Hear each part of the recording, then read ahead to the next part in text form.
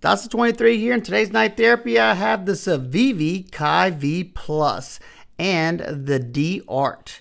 The KIZER Plus comes in at $65 and the D-Art comes in at $46.75. Both of these are Ostap Hel designs, and it's definitely noticeable here. He has a very distinct design language, and let's get the specs out of the way so you have an idea of the size of the knife. First off, in the KIZER, total length is 6.05 inches with a blade length of 2.62 inches with a cutting edge of 2.6 inches. A grip area from here to here of 3.14 inches. Scale thickness of 0.45 inches, and a close width in the pocket from here to here of 0.99 inches. Blade stock thickness is 0.10, and the behind the edge thickness on my particular knife is around 16 thousandths, sharpened at 26 degrees per side. Now with the little guy, we have an overall length of 4.94 inches.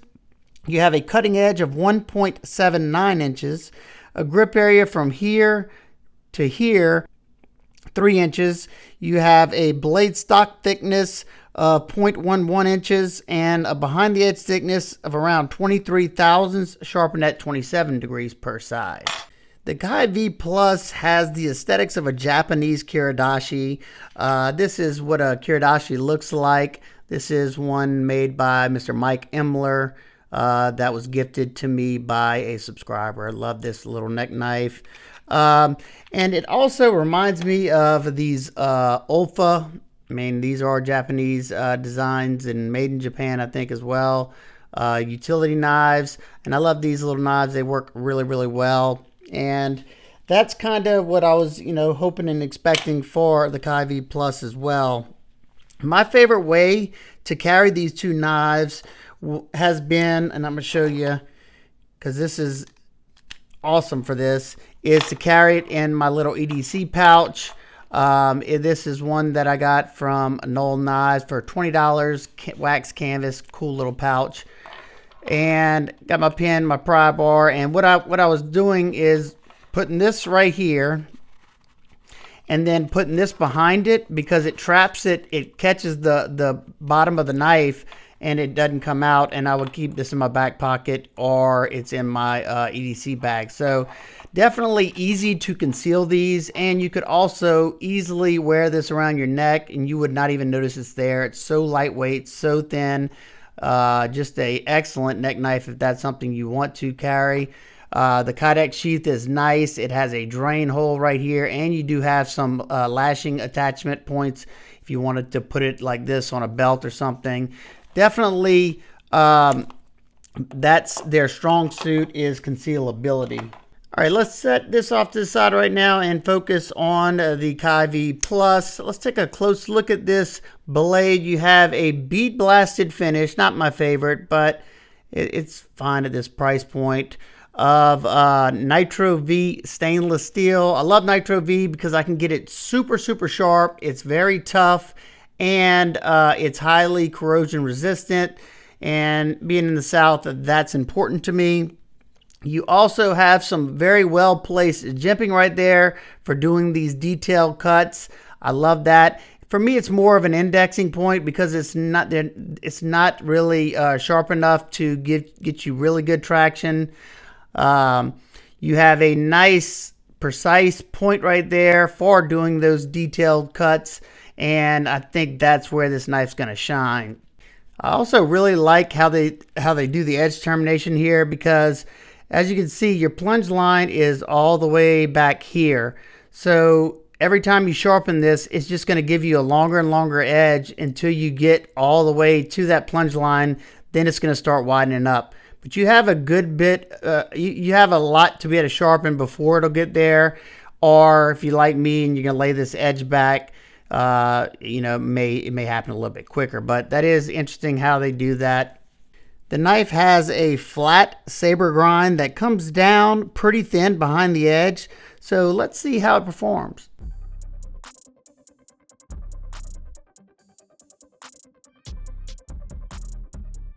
This knife is really going to be great at doing light duty EDC tasks. I don't think they meant for it to be any kind of hard use knife. It's going to be great at cutting up boxes like this.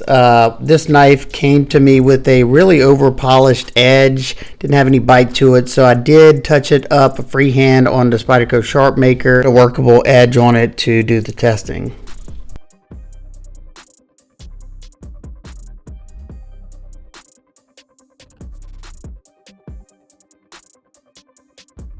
First of all, look at the size of this knot. That is outstanding.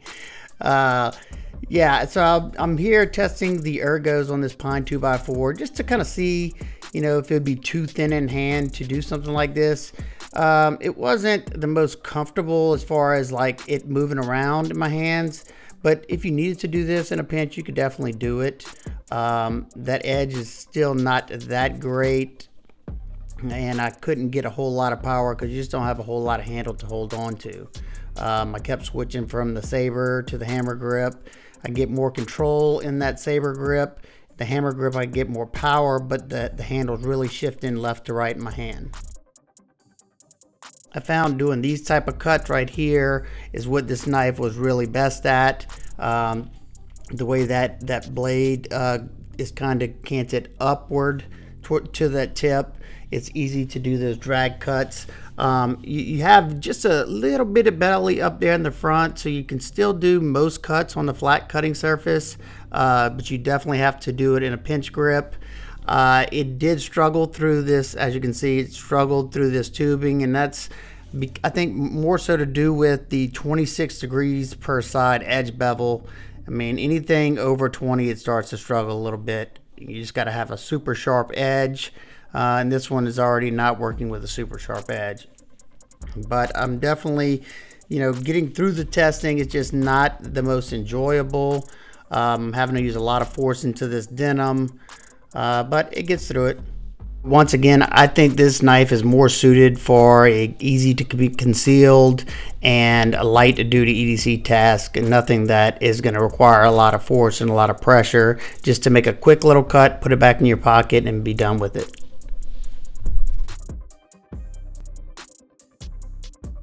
Here I'm just showcasing once again where I think this knife shines, doing those drag cuts, that tip, keep it nice and sharp.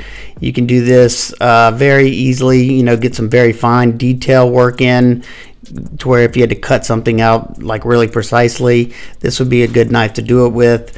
I can get right up on that tip, and it has some jimping up there in the front.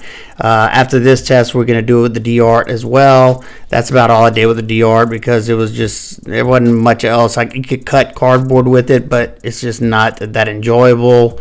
Once again, something you just use in a pinch.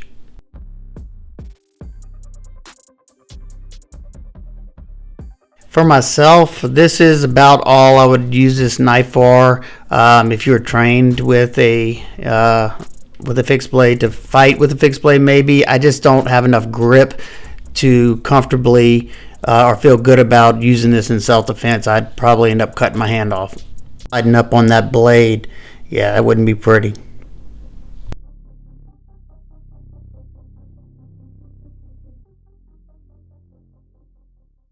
Well, I hope y'all enjoyed that cutting footage. I know it kind of started out rough for me, but we got through it.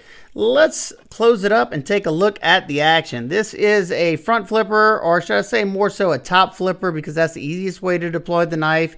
You do have some jimping right there, and you can flip it like that, but it's not super intuitive, super easy. More so to do the reach around and just pull back on that little top point right there.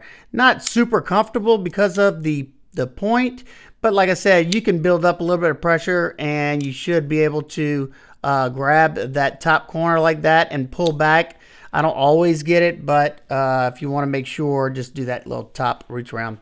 It is on ceramic ball bearings with a ceramic detent, and for as light of a blade as it is, it's fairly drop shutty. I never expected it to just be a free dropper. None of their knives usually are, but I would say it's more than adequate in the smoothest department. Mine has a moderate detent. It pretty much comes out every time whenever I do the top flip like that. So I find that to be good. Now let's close it up and take a look at the scales. You have G10 with a lot of different facets. You have this this chamfer right here and right here, and then I don't know if it's coming through really well, but on the G10 all the way up to right here, they made it almost like a faux bolster, where this part right here, they took off the peel ply and kind of left it there, and you can see like these little stripes, and it looks cool in the light. I don't know if that was intentional, but I do like that. You know, it's smooth until you get to right there, and you can kind of feel the texture of the peel ply, and it's not rough or anything. But you have your Civivi branded pivot there. You have Torx T6 on your body screws. Flow-through construction, one standoff, very minimal construction. You can blow this out with compressed air or with a Q-tip, whatever you want to do. You have a T8 pivot, very nice and crisp pivot there, and same with the clip screws. You have a very discreet loop over stainless steel deep carry pocket clip that is tip up, left or right handed, because you can swap these screws over to this side and swap this over. At first, I thought this clip was reversible, but the way it's angled, you wouldn't be able to flip it over to this side. So unless they send it with two clips, mine didn't have another clip. If somebody else had a left-handed side clip, let me know. But if not, it is right-hand tip up carry only. Now, let's check it out in the pocket. I mean, if you're going to put it in the pocket, you will not even notice it's there. It completely disappears. This also works great if you have work shirts or something with pockets on your t-shirts. This would look like a pin on how thin that clip is. And it has a good bit of tension there, so it wouldn't even fall out of your thin work shirts, because my thin shorts hold this thing really, really well. The knife has inset stainless steel liners. They have not been skeletonized, but it doesn't need it because this knife is pretty darn lightweight. Let's see how light it is. First off, in grams, 59.9 grams. The D-Art is 15.7 grams. With the sheath at 24.7 grams. Now let's check it out in ounces. 2.1 ounces. Yeah, you will not realize it's in your pocket if you clip it. 0.55, 0.87. So yeah, this one around your neck, yeah, you don't even know it's there. Real quick, we're gonna go over the D-Art. One thing that I do like about it is how this comes up like this. It gives you the illusion that this thing is twisting. Ostap Hel does really cool stuff with the shapes. You have like a spear point on there. Very, very nasty tip right there. It's in D2 steel. His name's over here, and then very, very small. Hopefully you can see that right there. You have D2 written. You do have a little bit better jimping than the KIZER. You got it on both of your little pinch points right there. So if your hands are stronger than mine, you could hold a good pinch there. You could do some kind of thrusting cut. Or if you had gloves on, you could. And then you also have some jimping on both sides of that. If I wanted to, I could grab it like this, but I don't feel like I could hold it tight. Definitely more locked in this manner. One thing that I also thought is cool is the way these grooves are set up on both sides. They have the Kydex sheath to where you can stick this knife in both directions and it's going to go into the sheath. You can go that way, or you can flip it around and go that way. It just shifts it up or down depending on which way you have it. Very, very cool idea. It's not really something that, you know, I'm going to carry much because it's going to stay in a pouch because it fits perfect in there. So that's where I see this knife really having a place in my collection. Now let's take a look at the lockup. It's sitting at around, I'd say 60 to 70%. No up and down play whatsoever, but I could definitely flex side to side because it's so thin in there. That's not uncommon for, you know, these thin liner locks. The access to the lock bar is okay. You do have a little bit of area and you have some texture there, but still kind of like shoving my finger in there. It's not super uncomfortable, but I wish it was a little bit better to be able to get my finger in there. You could grab it like that also if you want to do the claw. But overall, I never had any problems with the knife unlocking on me, and once I got used to unlocking this, it wasn't that bad. Now for some quick size comparisons, we have the Wee Banter and the O-Knife Mini Drever. It's very similar in size to the Mini Drever. The KIZER is a little bit longer. You definitely have more cutting edge than the Mini Drever, and you have about the same cutting edge as the Wee Banter. Next up, we have the Spyderco Urban and the Spyderco Lil Native. It's about identical in overall length as the Urban. You're getting more cutting edge than both of the Spydercos though. And lastly, we have the Civivi McKenna and the D-Art. The McKenna is a little bit longer in overall dimensions and in blade length, but you have that same similar style blade, and the D-Art, of course, is way smaller. All right, now for my nitpicks and complaints. I wish they would just do regular stonewash, not bead blast, because they're more susceptible to rusting. Also, I would love to see them make this a little bit sharper, since this is, an excellent way to use the knife. Also, that edge bevel at 26 degrees per side does not slice that well. It struggled in pretty much all the testing.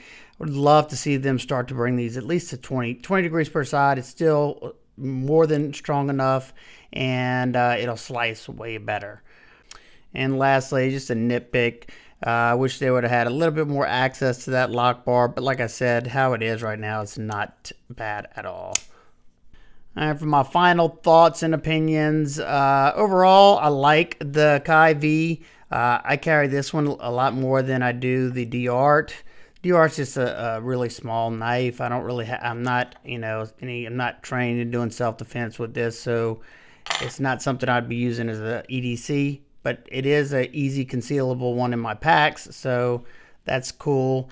The price on these at $65 I think is steep.